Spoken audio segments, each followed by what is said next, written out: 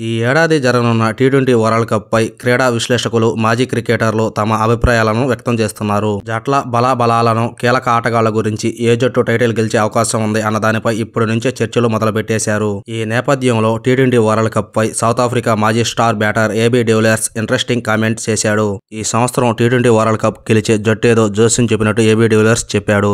ఈసారి T20 world cup team India గెలుస్తుందని AB de Villiers అభిప్రాయం వ్యక్తం చేశాడు. టీమిండియా అన్ని విభాగాల్లో పటిష్టంగా ఉందని, టీ20లోకి ఆ team star player Virat Kohli, Rohit Sharma re-entry ఇవ్వడం భారత్ కు అడ్వాంటేజ్ గా మారుతుందని చెప్పారు. ఈ వరల్డ్ కప్ లో విరాట్ కోహ్లీ, రోహిత్ శర్మ మంచి ఫామ్ ను కనబరిస్తే టీమిండియా టైటిల్ ఎగరేసుకుపోవడం ఖాయమని అన్నాడు. హాయ్ ఫ్రెండ్స్, మన వీడియోస్ ని చూస్తున్నారు కానీ లైక్ చేయడం లేదు. ఈ వీడియో కానీ నచ్చితే ఒక లైక్ చేయండి. మీరు చేసే ఒక లైక్ ఈ వీడియో కొంతమందికి రీచ్ అయ్యేదానికి అవకాశం ఉంటుంది.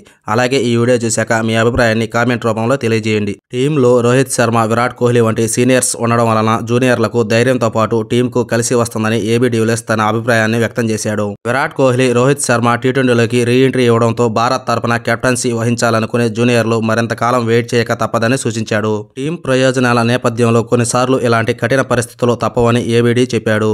ఇక ఈ సంవత్సరం జూన్లో టీ20 వరల్డ్ కప్ ప్రారంభం కానుంది. వెస్టిండీస్, అమెరికా సంయుక్తంగా ఈ టోర్నీకి ఆతిథ్యం ఇవ్వనున్నాయి.